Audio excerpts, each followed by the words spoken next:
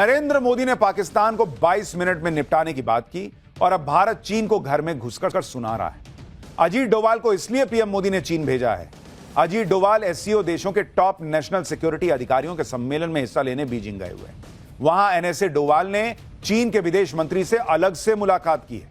अजीत डोभाल की चीन के विदेश मंत्री के साथ इस मुलाकात से पाकिस्तान को भी तगड़ा झटका लगा है, क्योंकि चीन ने अजीत डोभाल से मीटिंग के बाद ऐसे बयान भी दिए जिससे दिख रहा है कि भारत की डोज का तगड़ा असर पड़ा है। क्योंकि चीन के विदेश मंत्री ने खुद माना कि भारत के साथ रिश्ते सुधरे हैं। यह चीन के विदेश मंत्री कह रहे हैं। रिश्तों को और सुधारने के लिए दोनों देशों के बीच बातचीत जरूरी है, आपसी सहयोग जरूरी है। चीन ने कहा कि दोनों देशों को एक दूसरे के लिए खतरा ना बनना होगा, बल्कि एक दूसरे के विकास का विकल्प बनना होगा।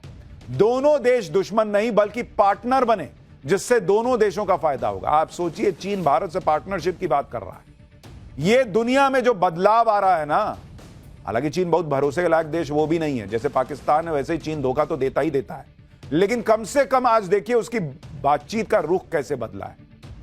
क्योंकि दुनिया में भारत ऐसी सुपर पावर बनता जा रहा है जिसके बिना चलना बड़ा मुश्किल है। यह भारत का दमखम है कि चीन भी भारत के साथ काम करना चाहता है, भारत से लड़के नहीं रहना चाहता। लेकिन हमारे यहां कुछ लोग हैं जिन्हें यह सब नहीं दिखता।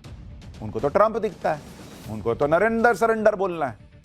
लेकिन जिनको ट्रंप पे बहुत भरोसा है हमारे यहां, वैसे कम ही लोग हैं। राहुल गांधी और कांग्रेस को छोड़ के बहुत लोग नहीं है जो ट्रंप पे बहुत भरोसा करते हो कि उन्होंने सीज फायर करा दिया। लेकिन राहुल गांधी और यही स्क्रिप्ट बेच रहे थे पब्लिक के सामने कि ट्रंप ने फोन किया और कहा नरेंद्र सरेंडर, जबकि ऐसा कोई फोन ट्रंप ने किया भी नहीं था। खैर, उन ट्रंप का आज की डेट में क्या हाल हो रहा है जिन पर राहुल गांधी को बहुत भरोसा है, आज आपको देखना चाहिए। भाई, भारत तो चीन को सुना के आ गया, पाकिस्तान को ठोक के आ गया, लेकिन जैसे ट्रंप भारत पाकिस्तान के सीज फायर का फर्जी क्रेडिट ले रहे थे, वैसे ही वो भाई साहब ईरान इजराइल के सीज फायर का क्रेडिट लेने घुस गए। लेकिन उनका ऐसा मजाक उड़ा है, जैसे वो पंचायत में था ना, गजब बेइज्जती है, वैसा हाल हो गया। देखिए कैसे कैसे मीम बन रहे हैं सोशल मीडिया पर ट्रंप के क्रेडिट कार्ड को लेकर, जमकर क्रेडिट लेने को लेकर। भाई, क्रेडिट कार्ड आप वैसे यूज करते होंगे स्वाइप वाला, यहां क्रेडिट लेने वाला क्रेडिट कार्ड जो लेके चल रहे हैं, उनका मीम बन रहा है। जैसे इस मीम में ट्रंप खुद नोबेल अवार्ड देते दिख रहे हैं। एक और मीम आपको दिखाता हूं, बड़ा वायरल हो रहा है।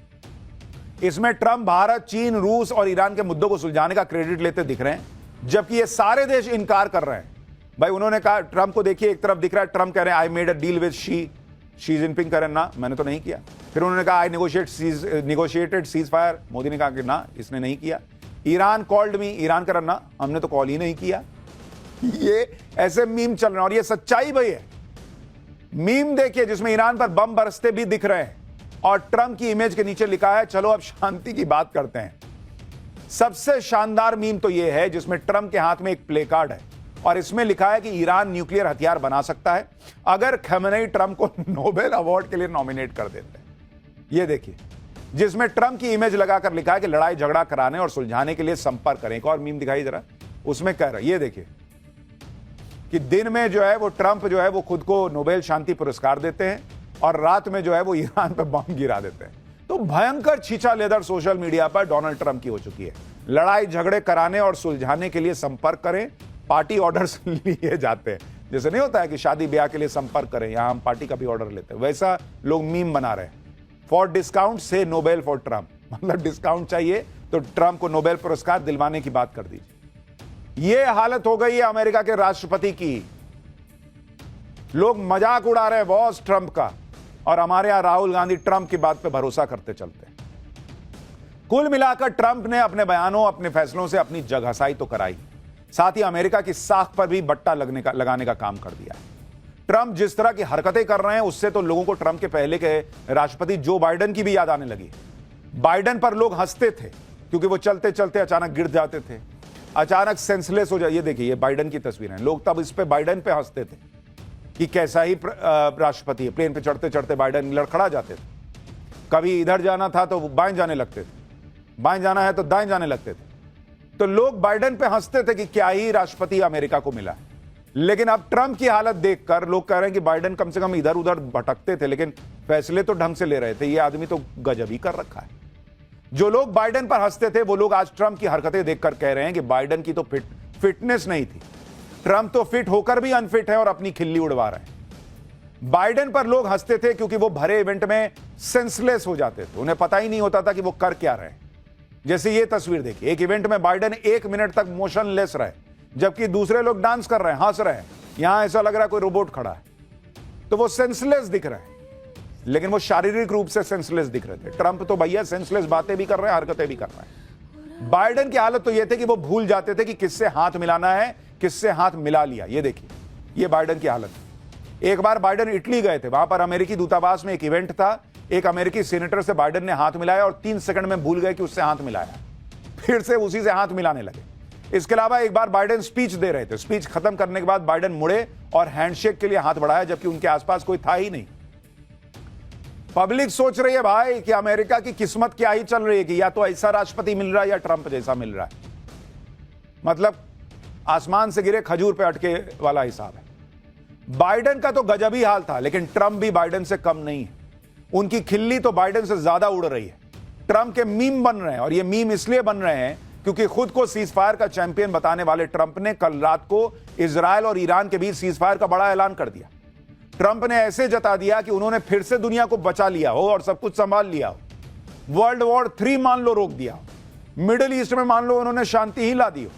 लेकिन क्रेडिट लेने की रेस में ट्रंप सबको धकिया के आगे तो आ जाते हैं, लेकिन फिर उनको झटका लगता है, क्योंकि 12 दिनों तक चलने वाले युद्ध पर ट्रंप का सीजफायर 1 मिनट भी नहीं टिका। इजरायल ईरान के युद्ध में अमेरिकी राष्ट्रपति ट्रंप की घनघोर बेइज्जती का पहला चैप्टर तो कल रात ही खुल गया था। ईरान ने कल रात कतर में अमेरिकी एयरबेस पर हमला कर दिया। ईरान ने अमेरिका के अल उदीद एयरबेस पर हमला करके सबको चौंका दिया। ईरान ने अमेरिका के एयरबेस पर शॉर्ट और मीडियम रेंज बैलिस्टिक मिसाइलें दागी। ईरान ने इसे अमेरिका के हमले का बदला बताया। साथ ही इराक में भी अमेरिकी ठिकानों पर हमला हुआ, लेकिन ईरान ने इस हमले की जिम्मेदारी नहीं ली। कतर की तरफ से बताया गया कि ईरान ने 19 मिसाइलें दागी थी, सिर्फ 1 मिसाइल को छोड़कर सबको हवा में मार गिराया गया। अमेरिकी एयरबेस पर ईरान के हमले की खबर दुनिया में आग की तरह फैल गई कि भाई अमेरिका पे ईरान हमला कर रहा है, जिसको ट्रंप कह रहे थे कि नक्शे से मिटा दूंगा, वो अमेरिका पे हमला कर रहा है। तो सबको यही लग रहा था कि अब तो अमेरिका ईरान को छोड़ेगा नहीं बॉस, ये तो बहुत मारेगा। अरे बाप, ईरान के हमले के बाद अमेरिकी राष्ट्रपति ट्रंप की जुबान ही पलट गई। मैंने आपको कहा था ना कि ट्रंप यू टर्न नहीं लेते हैं, ये भाई साहब ओ टर्न लेते हैं। एक यू लेते हैं फिर यू ले लेते हैं, तो ओ बन जाता है। ईरान को मिटा देने की बातें करने वाले ट्रंप ईरान से शांति की बात करने लगे। असल सरेंडर तो इसको कहते हैं, जो हमारे यहां के नेताओं को नहीं दिखेगा। खैर, ईरान के हमले पर ट्रंप ने कहा कि ईरान ने 14 मिसाइल दागी, 13 को हमने गिरा दिया, 1 को छोड़ दिया क्योंकि वो ऐसी जगह जा रही थी जहां कोई खतरा नहीं था। ट्रंप ने कहा कि इस हमले में कोई हताहत नहीं हुआ है, कोई नुकसान नहीं हुआ है। इसके आगे जो ट्रंप ने कहा कि उसे जानकर सब हैरान रह गए। ट्रंप ने दावा कर दिया कि ईरान ने इस हमले की जानकारी पहले ही दे दी थी। इसके लिए ट्रंप ने ईरान को धन्यवाद दिया और कहा कि अब ईरान शांति की राह पर आगे बढ़ सकता है। आप सोचिए, अमेरिका जैसा ताकतवर देश जिस पर कोई पत्थर मारने की भी नहीं सोच सकता, उस पर ईरान ने बैक टू बैक मिसाइलें दाग दी और ट्रंप यहां शांति की बात कर रहे हैं।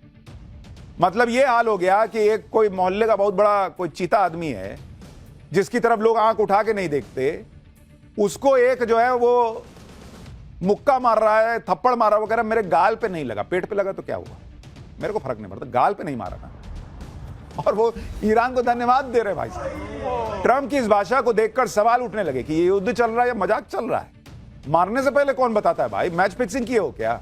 अब वो कहा कि हम तुमको मारने आ रहे हैं, और ट्रंप ने कहा कि ठीक है तो चलो काम करो, तुम भी मार ही लो। ये कौन सा युद्ध है भाई?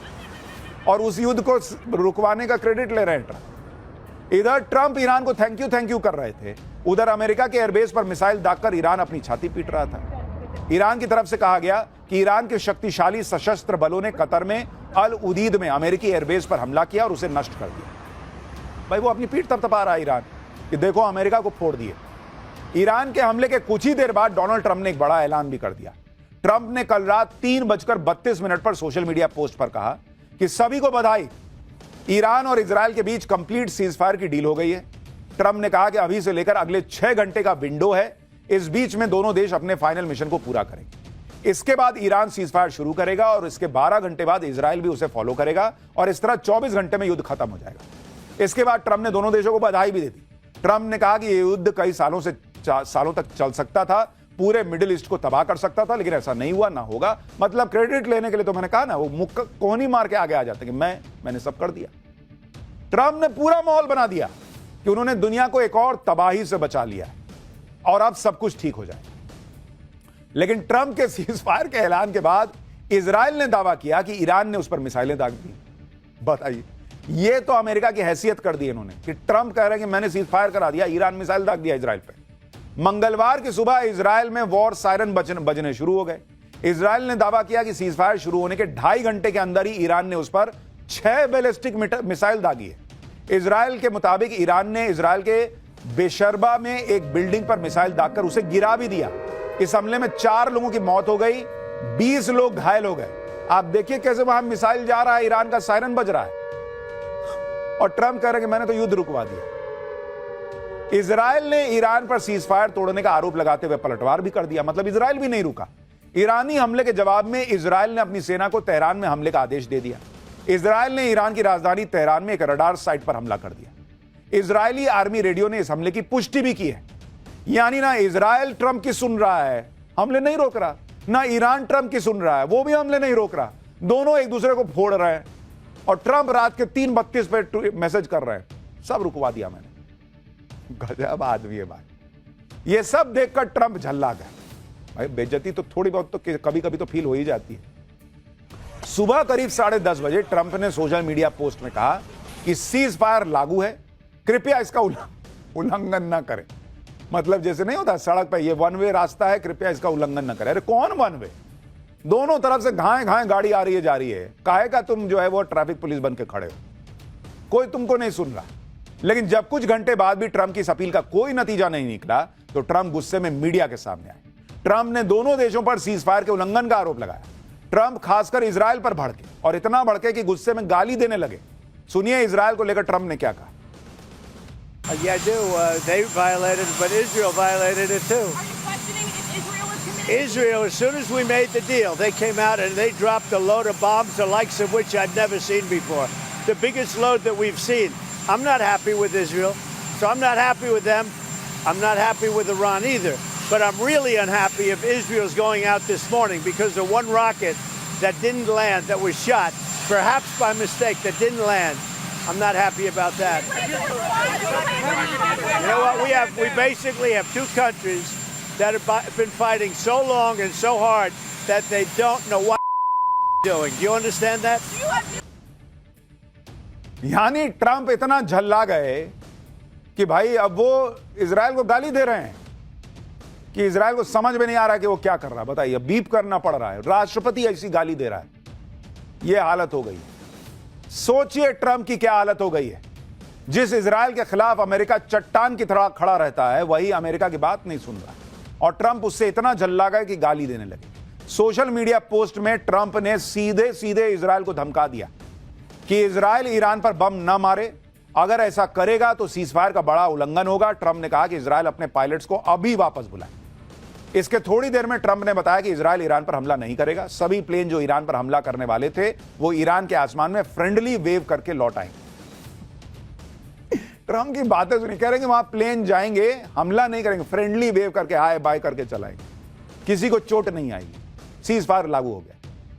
यानी इजराइल को रोकने के लिए ट्रंप को एड़ी चोटी का जोर लगाना पड़ रहा है। ट्रंप और नेतन्याहू के बीच फोन पर बात भी होने की खबरें हैं।